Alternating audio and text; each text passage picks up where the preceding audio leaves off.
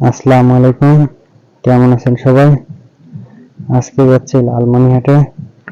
লালমনিরহাটে কিভাবে যাচ্ছি, কেন যাচ্ছি সেটা দেখাবো আপনাদের ভিডিওর মাধ্যমে। আমরা মোটরসাইকেলে করে যাচ্ছি। আমার সঙ্গে আমার 3টা ফ্রেন্ড ছিল। আমরা এখন তিস্তা ব্রিজ পার হয়ে এখন লালমনিরহাট শহরের ঢুকে গেছি প্রায়। এই হচ্ছে লালমনিরহাট শহর, বিমান বাহিনীর এলাকা।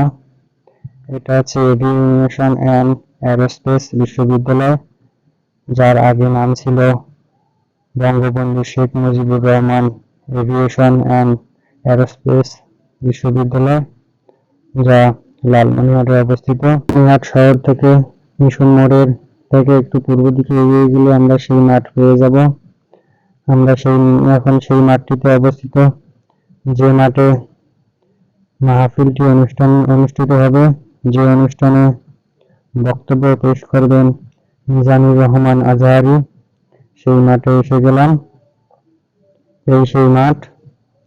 এই মাঠেই মিজানুর রহমান আজহারী কাল রবিবার সকাল 10টায় তার মূল্যবান বক্তব্য পেশ করবেন।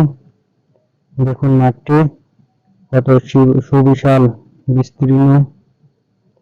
তবে আমার কাছে মাঠটি খুব বেশি বড় মনে হচ্ছিল না, কারণ আমি এর আগেও মিজানুর রহমান আজহারীর অনেক মাহফিল দেখেছি ভিডিওর মাধ্যমে। সেখানে দেখেছি অনেক বড় বড় মাঠ, কিন্তু তার তুলনায় এই মাঠটি আমার কাছে ছোটই লেগেছে। তবে আপনাদের ঘুরে দেখাচ্ছি মাঠটি। এখানে অনেক মানুষের আনাগোনা দেখা যাচ্ছে। আমরা আরো শুনতে পারি যে এরকম নাকি আরো 2টি মাঠ রয়েছে, যদিও বা সেই মাঠগুলো আমাদের যাওয়া সম্ভব হয়নি। তার লোকমুখে শুনেছি এই মাহফিলটি সম্পূর্ণ করার জন্য যে সাউন্ড সিস্টেম এসেছে সবগুলো ঢাকা থেকেই এসেছে, ঢাকা ক্লাসিক্যাল সাউন্ড সিস্টেম। তাদের কাছ থেকে শোনা যায় যে তারা এখন পর্যন্ত 200টিরও অধিক মাইক নিয়ে এসেছে, যা এই মাহফিলের আশপাশ এবং পুরা শহরটাকে তারা কভারেজ করে দিয়েছে। আমরা একটু সামনে এগিয়ে গেলে দেখতে পারি যে এখানে অনেক লোক বসে আছে। তাদের কাছে জিজ্ঞেস করলে জানতে পারি যে তারা অনেক দূর থেকেই এসেছে, এসে এখানে অপেক্ষায় বসে।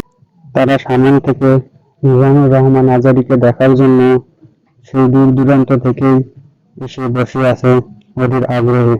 যদিও বা এটাই কালকে এই মাহফিলটা অনুষ্ঠিত হবে, তাদের বাসা অনেক দূর হওয়ায় তারা আগে থেকে এসে এখানে ভিড় জমাচ্ছে এবং জায়গা দখল করে বসে আছে সেই রহমান আজহারীকে একটু দেখার জন্য। আর কিছু মানুষ এসেছে যে দেখার জন্য যে কিরকম সাজগোজ হচ্ছে এখানে।